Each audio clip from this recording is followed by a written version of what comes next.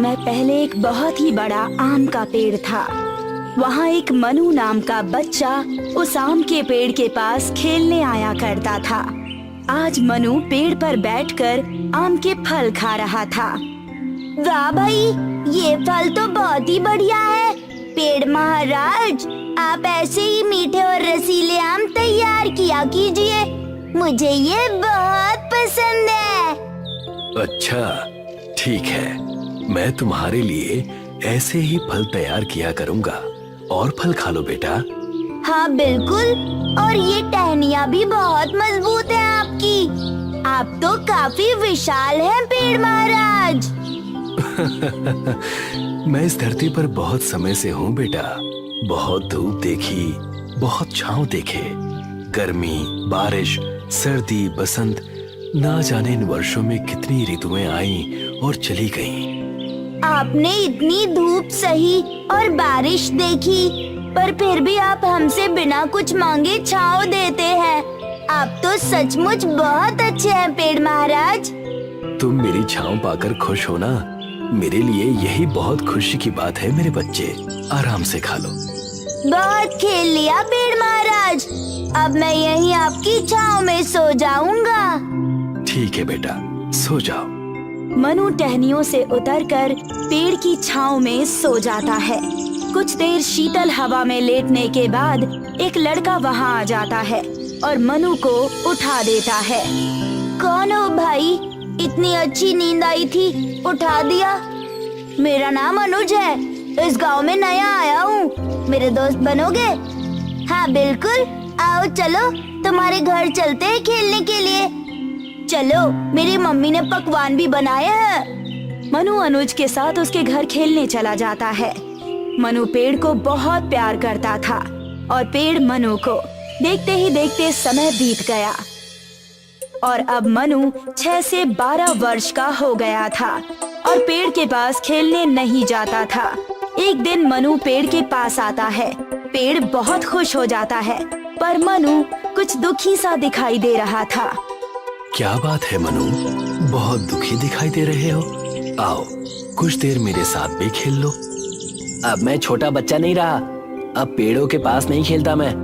पेड़ को ये सुनकर थोड़ा बुरा लगा, पर उसने मनु से कहा, कोई बात नहीं मनु। अच्छा ये तो बताओ कि तुम उदास क्यों दिखाई दे रहे हो? मुझे खिलौने चाहिए, पर मेरे पास पैसे नहीं है। अच्छा, अब मैं खिलौने तो नहीं उगाता, आम उगाता हूँ मनु। इसीलिए तो कहा रहने दो आप। लेकिन हाँ, तुम ये आम लो, इन्हें बेचकर तुम्हें पैसे मिल जाएंगे, फिर तुम खिलौने खरीद लेना। अब मेरे पास खिलौने हो जाएंगे। आपका धन्यवाद पेड़ जी।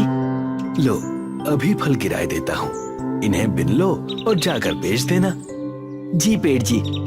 पेड़ ने अपनी इच्छा से कई सारे फल गिरा दिए।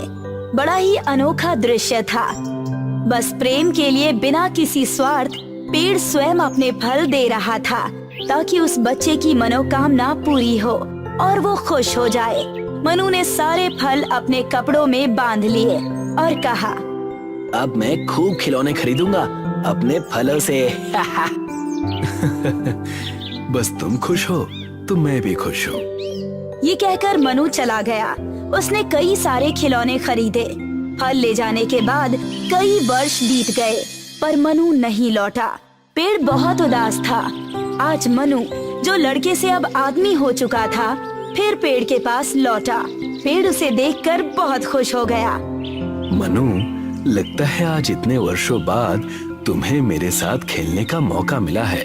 मेरी टहनियों पर खेलोगे या ये मीठे रसीले फल खाओगे या फिर मेरी छांव में आराम करोगे? मेरे पास खेलने का समय नहीं है। ऐसा क्यों भाई? बचपन में तो यहीं आकर मेरी छांव में आराम करते थे और टहनियों पर खेलते थे। हाँ, पर तब मैं छोटा था। अब मेरा परिवार है, मुझे उनके लिए काम करना है और घर बनाना है। पेड़, तुम मेरी इसमें कुछ मदद क्यों नहीं करते? अच्छा, पर मेरे पास तो घर है नहीं, तो मैं तुम्हें घर कैसे दूं? हाँ, सही कह रहे हो। तुम उदास मत हो, मेरे पास घर तो नहीं है, पर तुम ये टहनियां ले जाओ, इनसे तुम अपना घर बना लेना। क्या सच? हाँ बिल्कुल। तभी वहाँ मनु की पत्नी आ गई। चलिए जी, घर नहीं चलना है क्या आपको? आओ तनुश्री, तुम्हें घर चाहिए था ना, बस समझो हो गया। वो कैसे? ये पेड़ यहाँ बचपन से है और बहुत विशाल भी है। इसकी शाखाएं काटकर हम एक घर बना लेंगे। नया घर? वाह, ठीक है, इसकी शाखाएं काट लेते हैं और नया घर ले लेते हैं। हाँ बिल्कुल, चलो अभी चलते हैं। कल मैं सारी लकड़ियाँ ले जाऊंगा। वो विशाल पेड़ बहुत ही खुश था। मनु को खुश देखकर मानो वो झूम रहा था। अगली सुबह आती है और मनु एक बैलगाड़ी पर सारी टहनियाँ काट कर रख लेता है।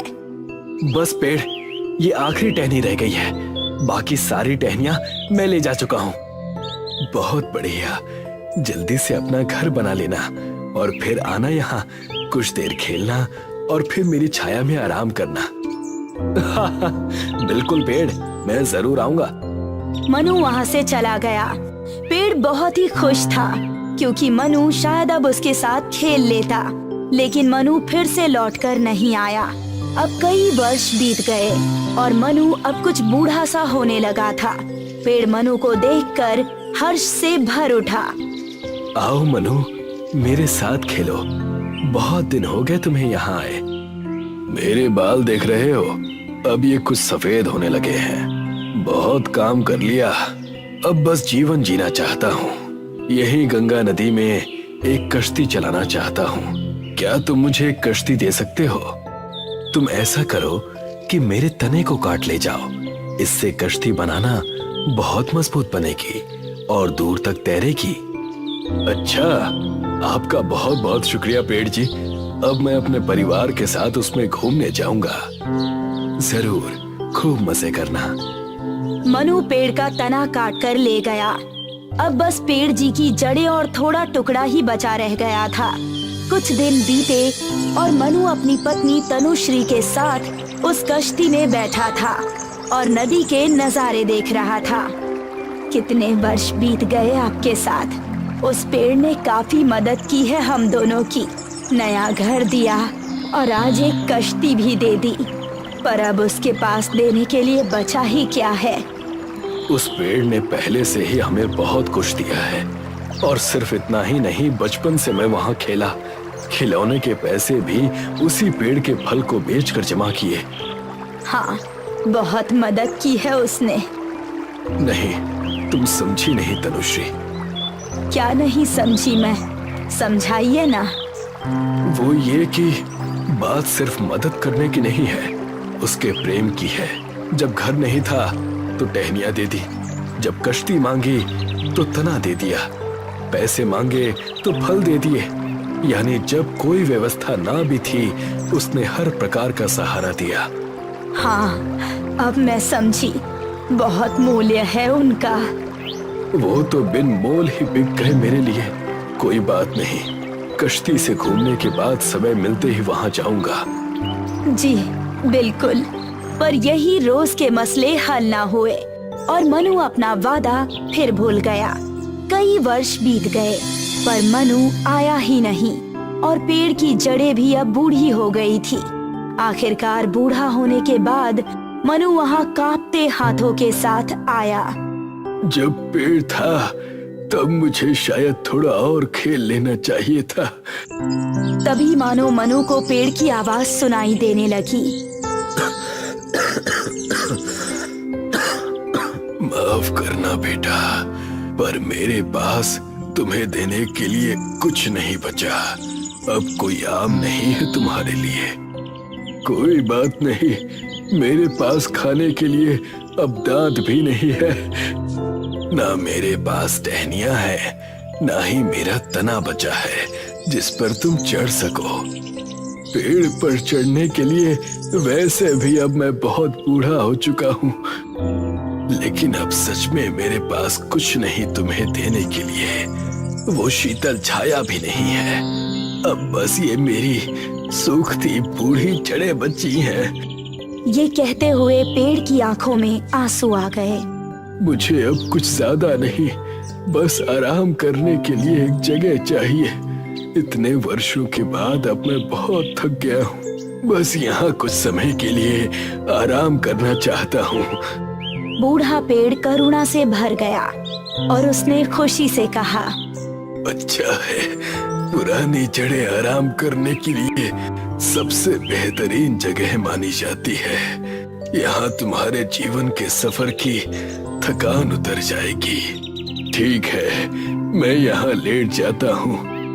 मनु वहाँ जाकर लेट गया और फिर उस गुजरे कल के पेड़ के पास उसने वो छाया पाई जो सूरज की धूप से नहीं बल्कि जीवन की धूप से बचाती है। ये कहानी सिर्फ पेड़ और मनु की नहीं बल्कि हम सबकी है।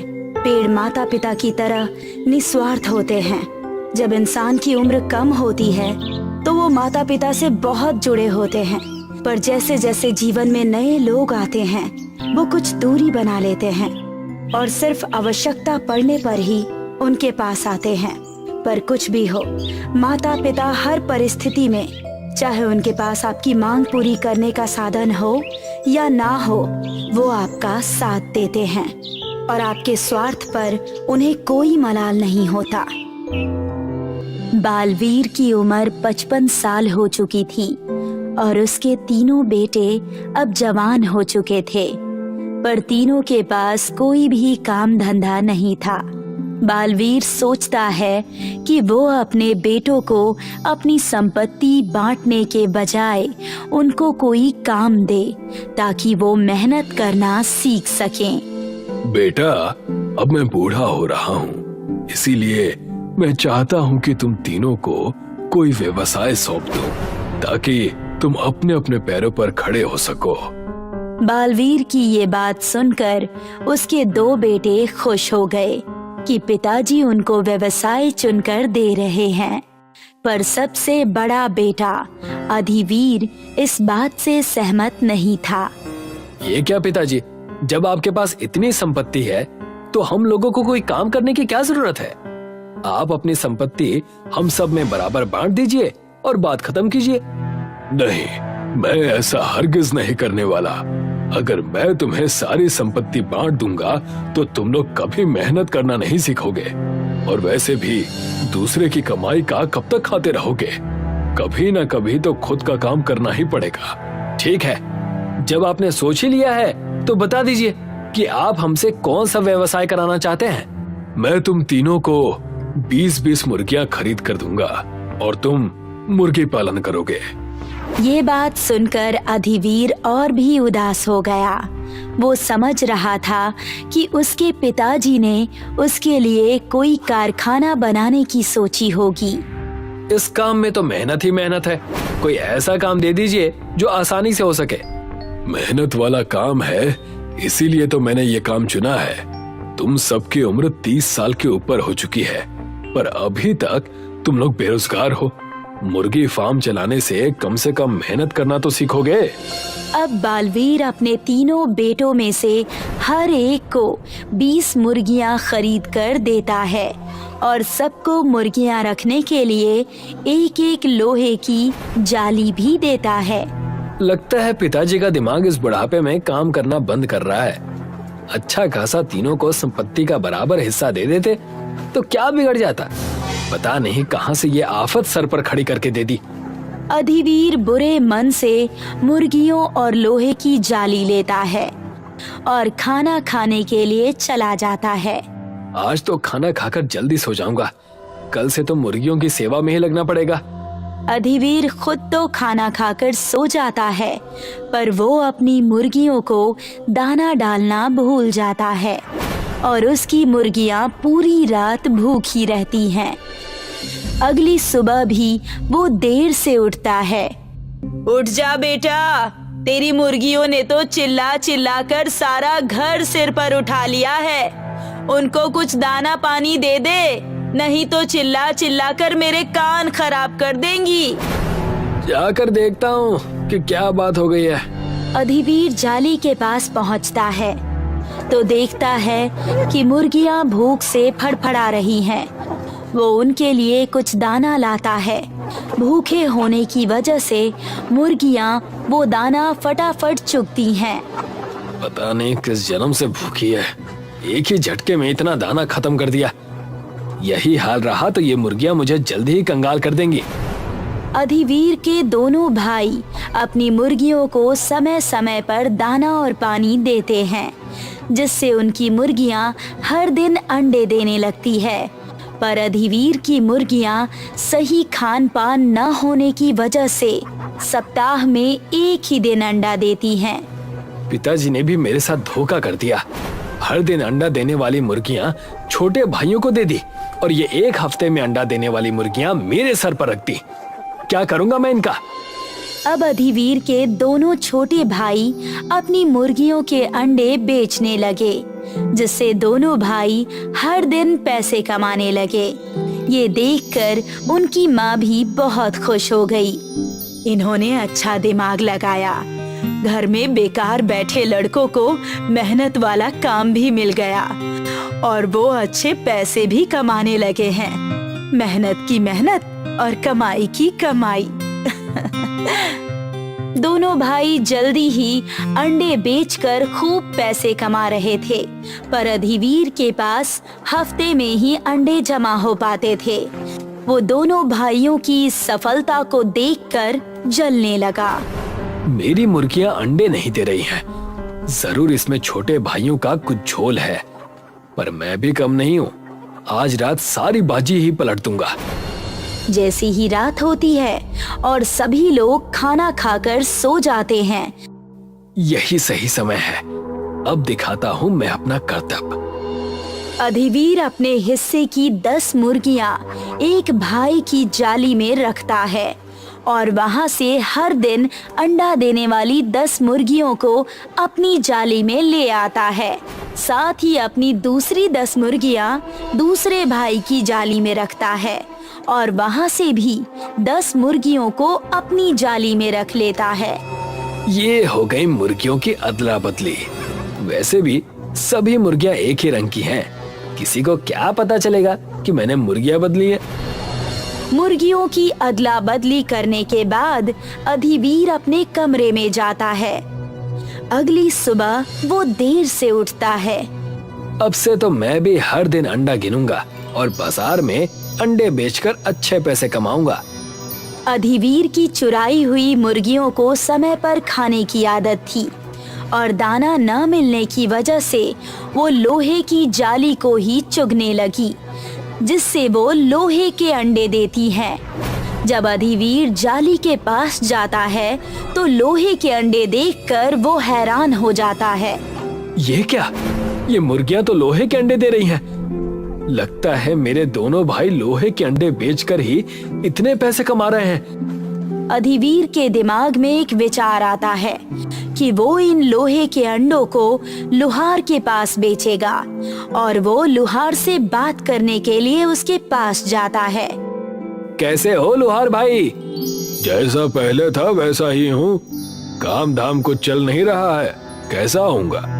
लगता है तुम थोड़े गुस्से में हो, पर मैं अभी तुम्हारा गुस्सा शांत किए देता हूँ। मेरे पास ऐसी चीज है जिससे तुम और मैं दोनों अच्छे पैसे कमा सकते हैं। बात को जलेबी की तरह घुमा कर मत बोलो।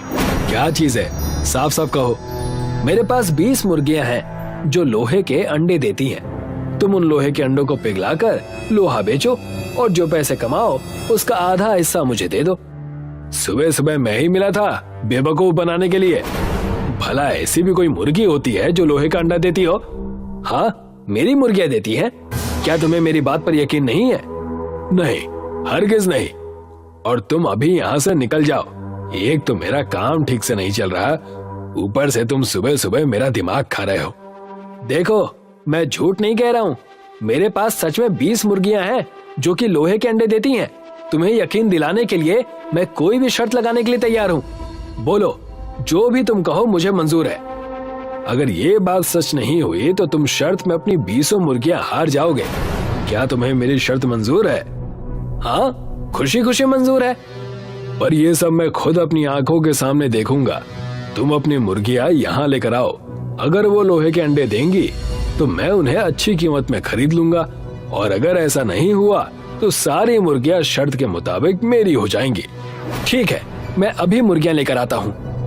अधिवीर अपने घर जाता है और वहाँ से अपनी सारी मुर्गियाँ लेकर आता है लुहार इन मुर्गियों को अपने यहाँ एक जाली में रख लेता है। मुर्गियों को भूख लगी है, इसलिए वो आवाज करने लगती हैं। भूख से चिल्ला रही हैं, इनके लिए कुछ दाना लाना होगा। लुहार दुकान पर जाता है और वहाँ से मुर्गियों के लिए दाना लाता है और जाली में डाल देता है। भूखी होने की वजह से मुर्गियाँ सारा दाना चुग लेती हैं। लगता है तुम इन्हें खाना नहीं खिलाते हो। देखो भूख से कैसे सारा दाना चुग लिया। अधिवीर अब मुर्गियों के अंडे देने का इंतजार करने लगा। कुछ देर में मुर्गियों ने अंडा दे दिया। लो भाई, जाओ जाकर लोहे के अंडे उठा लो।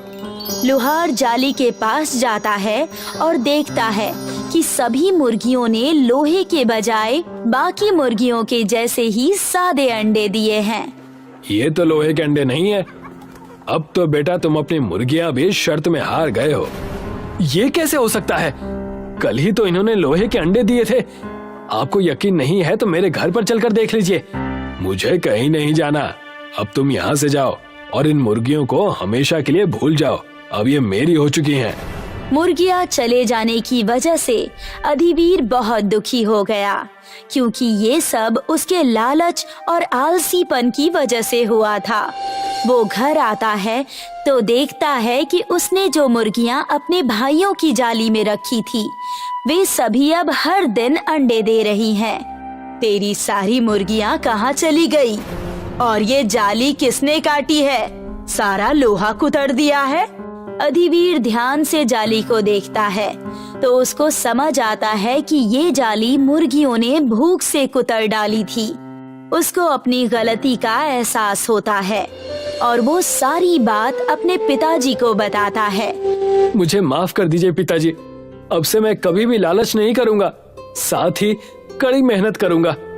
पिताजी उसको माफ कर देते हैं और उसे नई मुर्गियां खरीद कर देते हैं, जिन्हें वो अब मेहनत करके पालता है।